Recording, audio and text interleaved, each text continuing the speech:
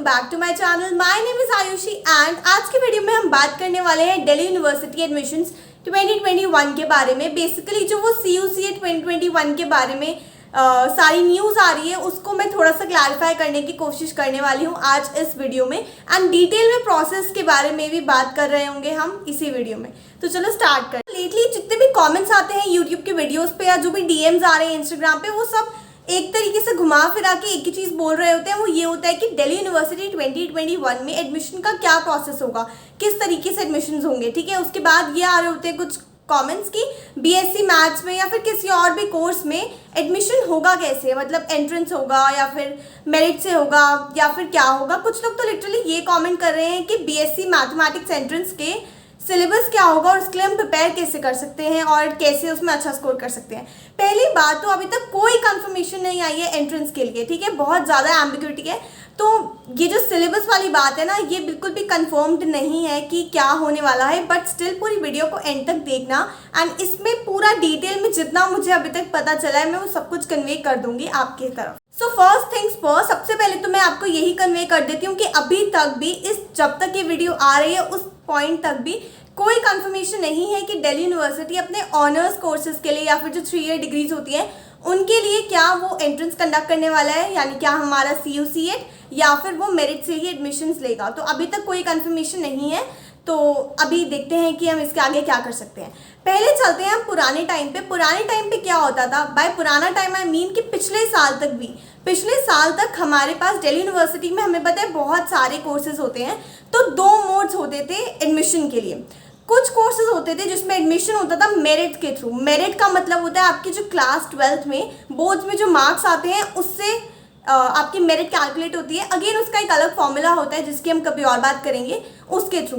और कुछ कोर्सेज में आपके एडमिशन होते थे आपके एंट्रेंस के थ्रू, यानी कि वो एंट्रेंस एग्जाम कंडक्ट होता था एंड उसके थ्रू एडमिट किया जाता था उन कोर्सेज में। अब बात कर लेते हैं कौन से कोर्सेज के लिए मेरिट के थ्रू एडमिशन होता था। तो वो आपकी डिग्रीज हैं, जैसे कि बैचलर्स ऑफ साइंस हो गई। बैचलर्स ऑफ साइंस किसी भी सब्जेक्ट में हो सकती है, maths, chemistry, physics, statistics, biology, ये सारी। उसके अलावा बैचलर्स ऑफ आर्ट्स हो गया, इकोनॉमिक्स एंड और जितने भी आपके आर्ट्स के कोर्सेज हैं, इंग्लिश एंड ऑल। फिर हो गया बैचलर्स ऑफ कॉमर्स। ठीक है, इसके अलावा कुछ जनरल डिग्रीज होती थी जैसे कि BA प्रोग्राम हो गया, BCom प्रोग्राम हो गया, BSc जनरल डिग्री यानी कि BSc फिजिकल साइंस हो गया। इन सब के लिए भी हमारा मेरिट के थ्रू ही दिल्ली यूनिवर्सिटी एडमिट करता था। अब बात कर लेते हैं कौन से कोर्सेज में एंट्रेंस के थ्रू एडमिशन होता था। तो पहली बात तो आपका वो BTech का कोर्स हो गया, LLB हो गया, आपके लॉ के कोर्सेज हो गए, उन सब के लिए एंट्रेंस होता था। एंड उसके अलावा एक बहुत ही ज़्यादा मस्ट डिग्री है जो दिल्ली यूनिवर्सिटी प्रोवाइड करता है एंड मेरे हिसाब से तो उसकी वैल्यू बहुत ज़्यादा अच्छी है और उन कोर्सेज के बारे में हम ऑलरेडी बात कर चुके हैं एक वीडियो में जिसका लिंक आपको डिस्क्रिप्शन में मिल जाएगा। ठीक है, तो वो कोर्सेज भी मैं बताना चाहूँगी। आपका BMS, BBA, BFIA ऐसे वाले कोर्सेज के लिए भी एंट्रेंस होता था। अब बात कर लेते हैं अभी के सिनारियो के लिए। तो जो ये वाले कोर्सेज हैं जिनके लिए पहले एंट्रेंस होता था उनके लिए अभी भी एंट्रेंस होगा, उसमें कोई डाउट नहीं है। बट उन वाले कोर्सेज के लिए जिनके लिए पहले मेरिट के थ्रू एडमिशन होता था, यानी कि आपकी जो सारे ऑनर्स की डिग्री हो गई, फिर जनरल डिग्रीज हो गई, bachelors of science, bachelors of commerce, bachelors of arts. ठीक है, इन सब के लिए इस बारी से ये एक बहुत ज़्यादा एम्बिग्युइटी क्रिएट हो गई है क्योंकि हमारे पास 2 ऑप्शंस निकल के आ रहे हैं। एक है मेरिट के थ्रू एडमिशन और दूसरा है आपका CUCET 2021 के थ्रू एडमिशन। तो अब हम इस पॉइंट पे आते हैं कि आखिर ये CUCET 2021 है क्या। सो बेसिकली CUCET एक एंट्रेंस टेस्ट है। ऐसा कुछ नहीं है कि वो कुछ नया है, ये एंट्रेंस टेस्ट पहले भी होता था, पिछले साल तक भी होता था। बट डिफरेंस पिछले साल तक कुछ ये होता था कि पहले ये एंट्रेंस टेस्ट होता था कुछ स्पेसिफिक नंबर ऑफ यूनिवर्सिटीज़ के लिए। इंडिया में ही कुछ यूनिवर्सिटीज़, अराउंड 14 यूनिवर्सिटीज़ हैं, वो इसके थ्रू अपने कोर्सेज में एडमिशन देती थी, लेकिन दिल्ली यूनिवर्सिटी उसमें नहीं थी तब तक। लेकिन इस बार से ऐसा हुआ कि और भी यूनिवर्सिटीज़ आएंगी एंड उनकी तरफ ये प्रपोजल रखा गया कि अगर वो चाहती हैं तो इसके थ्रू एडमिशन्स हो सकते हैं। बट स्टिल अभी तक कोई कंफर्मेशन नहीं है कि क्या होगा, किसके थ्रू होगा, मेरिट के थ्रू या फिर CUCET के थ्रू। अब आगे बात कर लेते हैं। आगे बढ़ने से पहले हम कुछ फैक्ट्स देख लेते हैं। पहला ये है कि जो आपकी प्रोसेस है एडमिशन्स की दिल्ली यूनिवर्सिटी में वो मोस्ट प्रोबेबली जुलाई के 2nd वीक में अराउंड 15 जुलाई से स्टार्ट हो जाएंगी। और इससे मेरा क्या मतलब है, प्रोसेस शुरू होने से मेरा मतलब ये है कि आपके रजिस्ट्रेशन फॉर्म्स आउट हो जाएंगे क्योंकि प्रोसेस दिल्ली यूनिवर्सिटी की बहुत बड़ी होती है। आप एंट्रेंस ले लो या आप मेरिट ले लो, लेकिन आपके एंट्रेंस फॉर्म्स आने शुरू हो जाएंगे 15 जुलाई से। पहला ये आपके लिए फैक्ट है, या पहली ये इन्फॉर्मेशन है। और दूसरी इन्फॉर्मेशन ये निकाली गई है कि जो आपका एकेडमिक कैलेंडर है जो दिल्ली यूनिवर्सिटी का हर साल बनता ही है, उसमें ये मेंशन किया गया है कि 31 अगस्त से हमारा नेक्स्ट बैच या फिर नेक्स्ट सेमेस्टर स्टार्ट होएगा। 31 अगस्त से स्टार्ट होगा। दैट मीन्स कि 15 जुलाई और 31 अगस्त के बीच में ही पूरी प्रोसेस हो जाएगी। सो ज़्यादा टाइम नहीं रहेगा। जितने भी दिल्ली यूनिवर्सिटी के एस्पिरेंट्स हैं जो कि बहुत ज़्यादा वेट कर रहे हैं कि कब हमें एडमिशन मिले और कॉलेज जाने का मौका मिले, तो बहुत जल्दी होने वाला है सब कुछ, बिल्कुल टेंशन की बात नहीं है अगर थर्ड वेव नहीं आई कोविड की। सो बेसिकली ये सीन है अभी तक का। हम कि आपको अगर कोई भी नोटिफिकेशन चाहिए या आप कोई भी अपडेट्स चाहिए तो उसके लिए आपको क्या करना है, चैनल को सब्सक्राइब करना ही करना है, लेकिन उसके अलावा जो इंस्टाग्राम पेज है ना उधर जाके फॉलो कर लो। फॉलो नहीं भी करना तो एटलीस्ट उस पर आप अपने आए रखो ताकि आपको सारी डिटेल्स मिलती रहे। उसके अलावा इंस्टाग्राम पेज भी लिटरली बहुत सारी इन्फॉर्मेशन और बहुत सारे कंटेंट से भरा हुआ है। एक बार आप जाके चेकआउट करो। आपको दिल्ली यूनिवर्सिटी से रिलेटेड या इनफैक्ट कॉलेज से रिलेटेड, मैथ्स ऑनर्स से रिलेटेड या फिर किसी भी ऐसी चीज़ से रिलेटेड जो कि स्टूडेंट लाइफ में इन्वॉल्व होती है, आपको काफ़ी सारी इन्फॉर्मेशन मिल जाएगी। सो आप उधर भी जाके देख सकते हो। अब बात कर लेते हैं हम CUCET 2021 एंट्रेंस के बारे में। और इस एंट्रेंस के बारे में क्या बात करने वाले हैं, बेसिकली सिलेबस के बारे में बात करेंगे, कैसे प्रिपेयर कर सकते हो उसके बारे में बात करने वाले हैं। एंड कोई ना बहुत ज़्यादा टफ चीज़ नहीं है, आप कर सकते हो, पक्का कर सकते हो, ठीक है। और मैं इस सिलेबस के बारे में इसलिए बात करने वाली हूँ क्योंकि काफ़ी लोग हैं ना वो लगातार रोज़ इंस्टाग्राम पे DM कर रहे होते हैं कि दीदी एटलीस्ट आप हमें सिलेबस बता दो या फिर एटलीस्ट आप हमें बता दो कि कैसे हम स्टार्ट करें इस प्रिपरेशन को, क्योंकि हमें अगर बाई चांस एंट्रेंस हो गया तो हमें करना तो पड़ेगा ही ना, हम ऐसे कुछ मेरिट पे तो फोकस नहीं रह सकते। एंड ये बात बिल्कुल सही है क्योंकि अभी मेरिट का तो जो होगा वो हो चुका है, ठीक है, उसमें आप कुछ नहीं कर सकते। अगर आप कुछ कर सकते हो तो वो एंट्रेंस के लिए कर सकते हो, राइट। तो आपको आई थिंक कर लेना चाहिए उसके लिए प्रिपेयर। अब बढ़ते हैं सिलेबस की तरफ, या कैसे क्वेश्चंस होंगे या फिर हम कैसे प्रिपेयर कर सकते हैं उसकी तरफ। ऑल्दो इसके लिए मैं ऑलरेडी एक डिटेल वीडियो बना चुकी हूँ CUCET 2021 के नेम से, आप वो भी जाके देख सकते हो। चलो स्टार्ट करते हैं।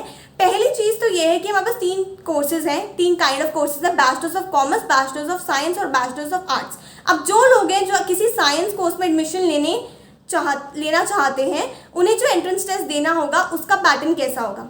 उस एंट्रेंस टेस्ट में आपके टोटल 100 क्वेश्चंस होंगे, लेकिन वो 2 सेक्शंस में डिवाइडेड होगा क्योंकि साइंस वालों के लिए हर चीज़ मतलब ये लोग मुश्किल करते ही हैं। 2 सेक्शंस में डिवाइडेड होगा। पहला सेक्शन होगा जिसमें 25 क्वेश्चन होंगे और दूसरा सेक्शन होगा जिसमें 75 क्वेश्चन होंगे। पहले सेक्शन में क्या आने वाला है, जो आपका छोटा वाला सेक्शन है ना, उसमें आएंगे आपके वो वाले क्वेश्चन। एप्टीट्यूड जो होता है उसमें क्या होता है, एक होता है LR, एक होता है आपका क्वांट, एक होता है इंग्लिश और एक होता है GK। तो ये 4 चीज़ें आने वाली हैं। अब मैं वीडियो के एंड में बताऊंगी कि ये 4 चीज़ें अगर आप अभी पढ़ लेते हो ना, तो इन्हीं 4 चीज़ों का आपके फ्यूचर में आपको कितना ज़्यादा फायदा होने वाला है ना, आपको पता नहीं है। लिटरली मैं बताने वाली हूँ अभी, ठीक है। तो ये 4 चीज़ हो गई सेक्शन A के बारे में। और सेक्शन B में आपके आएंगे सब्जेक्ट स्पेसिफिक क्वेश्चंस, जिससे हम बहुत डरते हैं, बट डरने की कोई बात नहीं है क्योंकि ये लोग आपसे ज़्यादा से ज़्यादा क्या एक्सपेक्ट कर सकते हैं, ज़्यादा से ज़्यादा ये लोग यही तो एक्सपेक्ट कर सकते हैं कि आपको 11th और 12th का पूछें। 11th और 12th का वो तो हमने पढ़ा ही है, हमने अच्छे से पढ़ा है, तो हम आंसर कर पाएंगे, इससे ज़्यादा थोड़ा ना होएगा। एंड वो आई थिंक मैनेजेबल होगा। तो आपको उसमें आएंगे आपके साइंस के कोर्सेज, फिजिक्स, केमिस्ट्री और मैथ्स के, अगर आप मैथ्स वाले कोर्स में जाना चाहोगे, और फिजिक्स, केमिस्ट्री और बायो के, अगर आप बायो वाले कोर्स में जाना चाहोगे। तो ये सिंपल हो गया इसका। अब बात कर लेते हैं, अगर आप किसी कॉमर्स के कोर्स में एडमिशन लेने का सोच रहे हो या फिर किसी आर्ट्स के कोर्स में एडमिशन लेने का सोच रहे हो, तो उस केस में थोड़ा सा आई डोंट नो कि इजी है कि क्या है, बट उस केस में कोई सब्जेक्ट स्पेसिफिक क्वेश्चंस नहीं होने वाले हैं। उस केस में पूरे 100 नंबर का जो आपका पेपर है उसमें एक ही तरीका का क्वेश्चन आएंगे, कोई सेक्शन नहीं होगा। और वो क्वेश्चंस कैसे होंगे, अगेन आपका वही सीन, ये आपका जो LR है, क्वांट है, इंग्लिश है, GK है, बेसिकली एप्टीट्यूड है। अब जो इसका एग्जैक्ट नेम्स है ना कि क्या क्या टॉपिक आने वाले हैं, उसके लिए जो मैं ऑलरेडी वीडियो बना रखा है ना मैंने, उसको आप जाके देख सकते हो, ठीक है। बट यही मेन होता है। ये हम बात कर लिया है हमने पैटर्न के बारे में। अब बात कर लेते हैं कि मैं किस इंपॉर्टेंट चीज़ के बारे में बात करने वाली थी। सो वो ये है कि जो ये 4 टॉपिक्स है ना आपके, एक हो गया आपका क्वांट, इसमें आता है आपका बेसिक मैथ्स 10th तक के लेवल का। उसके बाद आपका होता है LR, इसको हम कहते हैं लॉजिकल रीजनिंग, जिसमें आपके पजल्स एंड ऑल होते हैं। उसके बाद हमारा नेक्स्ट होता है इंग्लिश। इंग्लिश में आपकी वोकैबुलरी, कॉम्प्रिहेंशन या फिर और भी जो इंग्लिश की एक्सरसाइजेस होती है ना वैसा कुछ होता है, ग्रामर से रिलेटेड और वोकैबुलरी से रिलेटेड भी होता है। एंड चौथा हमारा होता है जनरल नॉलेज, जनरल अवेयरनेस, जिसमें तो आपको पता ही है हम लोग कितने ज़्यादा वीक होते हैं, ठीक है। तो ये 4 चीज़ें होती हैं। अब ये चीज़ें इन एंट्रेंस में आएंगी अभी वाले में। इसके अलावा यही 4 चीज़ें आपके बाकी एंट्रेंस टेस्ट में भी आती हैं। कौन से एंट्रेंस टेस्ट? वो सारे आपके जो DU जाट हो गया जैसे कि, उसमें भी यही आता है, ठीक है। इतना काफ़ी नहीं है। अगर आप दिल्ली यूनिवर्सिटी में एडमिशन ले भी लेते हो, आप 3rd ईयर में प्लेसमेंट्स के लिए तो बैठोगे ना। बाय द वे अगर आपको प्लेसमेंट्स का सीन जानना है दिल्ली यूनिवर्सिटी में, तो उसके लिए मैंने ऑलरेडी एक डिटेल वीडियो बना दिया है एंड उसका लिंक आपको डिस्क्रिप्शन में मिल जाएगा।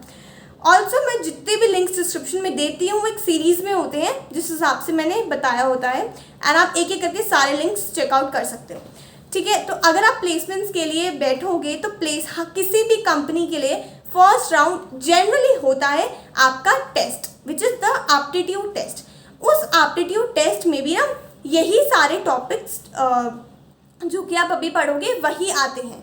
सो आपका डबल फ़ायदा है। नॉट जस्ट दिस, इतना ही काफ़ी नहीं है। इसके बाद अगर आपको सपोज दैट इसके बाद आपको MBA करने का आपने सोचा, सो उस केस में भी आपका काफ़ी हद तक आपके बेसिक क्लियर हो जाएंगे अगर आपने अभी पढ़ लिया तो, क्योंकि सिमिलर ही होता है।